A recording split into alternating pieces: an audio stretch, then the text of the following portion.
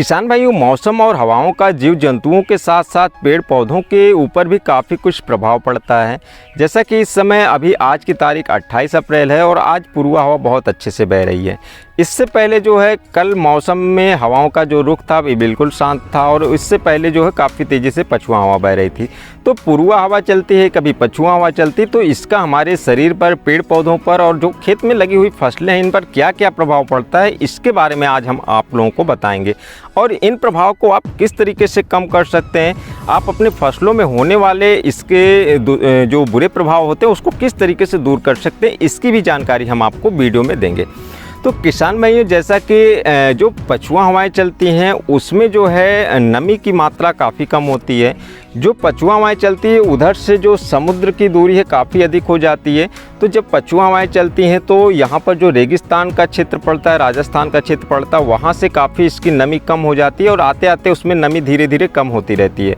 तो किसान भाइयों, जो पछुआ हवाएं चलती हैं इसमें नमी कम होने की वजह से, या फिर ये कह सकते हैं इसकी जो ह्यूमिडिटी है ये कम होने की वजह से, जहाँ से भी जिस क्षेत्र से भी पछुआ हवाएं जाती हैं वहाँ पर आसपास जो जल के स्रोत होते हैं, जो खेत होते हैं जहाँ पर सिंचाई की गई होती है, पेड़ पौधे होते हैं, इन सब की जो नमी है ये हवाएं अपने आप से सोखती जाती हैं। हमारे शरीर पर जो पसीने लगे होते हैं, जो काम करते हैं या धूप में जो पसीने लगते हैं, वो भी बहुत जल्दी इन हवाओं के माध्यम से सूखने लगते हैं। हम कपड़े धुल के फैलाए रहते हैं वो भी काफ़ी जल्दी से सूख जाते हैं।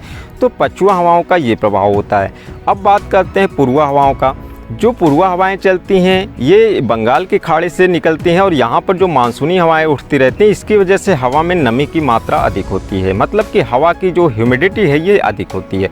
अब जैसा कि हवा की ह्यूमिडिटी अधिक है और ह्यूमिडिटी अधिक होने की वजह से जो पेड़ पौधे हैं, नदी तालाब हैं और जो खेत हैं, यहाँ पर जो नमी होती है इनका अवशोषण हवा के माध्यम से काफ़ी कम होता है। तो यहाँ पर नमी ज़्यादा समय तक टिकी रहती है। पेड़ पौधों की जो पत्तियां होती हैं ये हरी भरी ज़्यादा समय तक बनी रहती हैं। और जो जीव जंतु हैं और जो मनुष्य हैं, इनके शरीर पर जो पसीने होते हैं, गर्मी की वजह से जो पसीने आते हैं ये जल्दी सूखते नहीं हैं, तो जिस वजह से उमस और गर्मी काफ़ी अधिक लगती है। तो किसान भाइयों, इस तरीके से पूर्वा और पछुआ हवाओं का जो ये प्रभाव है ये आपने समझ लिया। अब बात करते हैं फसलों पर इनका क्या प्रभाव पड़ता है और किस तरीके से हम इसको कंट्रोल कर सकते हैं। जैसा कि हम पछुआ हवा की बात करें, जब पछुआ हवा चलती है तो नमी सोखती है। नमी सोखने का मतलब खेत में आपने सिंचाई किया हुआ तो बहुत जल्दी ही उसमें नमी उड़ जाएगी और इसमें जो फसलें लगी हुई हैं, इसमें जो फूल आ रहे हैं वहाँ से नमी बहुत तेज़ी से सूखेगी। उसके जो परागकण होते हैं उसमें से नमी बहुत तेज़ी से सूखेगी, तो उनका परागण जल्दी नहीं हो पाएगा और इस वजह से फूल जो है फल में कन्वर्ट होने की जो प्रक्रिया है वो धीमी हो जाएगी और फल में कन्वर्ट जल्दी से नहीं हो पाएंगे। तो इस तरीके से आप पछुआ हवा में, सीधी सी बात है कि आपके जो खेत हैं वहाँ पर जो फसल लगी हैं उनका उत्पादन कम हो जाता है।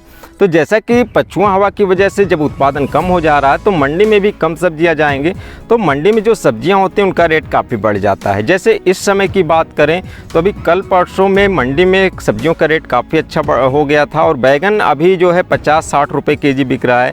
इसी के सापेक्ष और जो सब्जियाँ सभी के रेट करीब 40 रुपये केजी से ऊपर हैं। अब और बात करें तो जैसा कि जब पछुआ हवा चलती है तो पत्तियों से नमी खींच जाती है। इसी तरीके से जैसा कि किसान भाई लोग गेहूं काटते हैं तो जब पछुआ हवा चलती है तो गेहूं से जो नमी होती है वो पूरी निकल जाती है और उसकी जो मड़ाई होती है वो काफ़ी आसानी से हो जाती है। तो यहाँ पर इसका ये भी फ़ायदा होता है। अब बात करते हैं इसमें लगने वाले रोग और कीड़ों की। किसान भाइयों, जब पछुआ हवाएं चलती हैं, नमी खेत में काफ़ी कम हो जाती है, ह्यूमिडिटी कम रहती है, तो यहाँ पर फंगस और कीड़ों पर भी इसका असर पड़ता है। कीड़े भी मर जाते हैं, फंगस भी काफ़ी कम हो जाते हैं। जैसे कि मच्छर होते हैं घरों में, वो भी काफ़ी संख्या में कम हो जाते हैं। तो जो रोग लगने वाले होते हैं, कीड़े लगने वाले होते हैं, उनकी संख्या कम हो जाती है। हमें अपेक्षाकृत कम दवाओं का स्प्रे करना होता है। लेकिन इन पछुआ हवाओं की वजह से जो पेड़ पौधे होते हैं इनके टेंशन बढ़ जाता है, मतलब कि ये तनाव में आ जाते हैं। तो इस समय हमें जो खेतों में स्प्रे करने की ज़रूरत होती है, आप यहाँ पर माइक्रोन्यूट्रेंट का स्प्रे कर सकते हैं, टॉनिक का स्प्रे कर सकते हैं, ऐसे पोषक तत्वों का स्प्रे कर सकते हैं जिससे पौधे अपने तनाव की स्थिति से दूर होकर आपको जो है अच्छे फल और फूल दे। आप बोरान का स्प्रे कर सकते हैं जो कि फूलों को परागण करने में सहायता करेगा। तो आप कुछ इस तरीके से मैनेजमेंट करें कि आपके पौधे का तनाव कम हो, फूल से फल अच्छे से कन्वर्ट हो, तो आपको यहाँ पर उत्पादन अच्छा मिलेगा। अब बात करते हैं कि कुछ ऐसी फसलें होती हैं जिसमें मिठास होता है। जब पछुआ हवाएं चलती हैं तो वहाँ से नमी की मात्रा कम हो जाती है, तो जो तरबूज खरबूज होता है या और ऐसी कोई फल वाले पौधे हैं जहाँ पर फल लगे हुए हैं, उनमें मिठास की मात्रा बढ़ जाती है, शर्करा की मात्रा बढ़ जाती है, या यूँ कह सकते हैं उसमें से पानी की मात्रा कम हो जाती है, तो वहाँ पर उसकी मिठास हमें अच्छी लगने लगती है। तो पछुआ हवाओं का ये प्रभाव हो गया। इसमें आप किस दवाओं का स्प्रे करेंगे इनकी बात होगी। अब बात करते हैं पूर्वा हवाओं की। जब किसान भाइयों लोग पूर्वा हवाएं चलती हैं तो खेत में जो नमी है वो बनी रहती है, साथ ही वातावरण की ह्यूमिडिटी बढ़ जाती है, और क्योंकि मई जून का महीना और इधर रहता है तो इसमें तेज़ धूप पड़ती है। तेज़ धूप की वजह से गर्मी काफ़ी बढ़ जाती है, तो यहाँ पर फंगस और कीड़ों का प्रभाव बढ़ जाता है। और साथ ही जब जो फल फूल बनते हैं वहाँ पर नमी अधिक रहती है, फल फूल का बढ़वार काफ़ी अच्छे से होता है।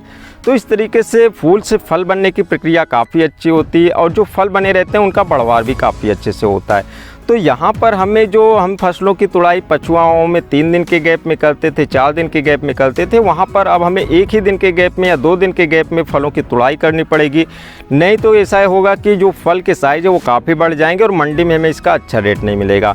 साथ ही जब फलों की संख्या बढ़ेगी, फल तेज़ी से बढ़ेंगे, तो मंडी में फल जो सब्जियाँ हैं ये बड़ी तेज़ी से जाने लगेंगी।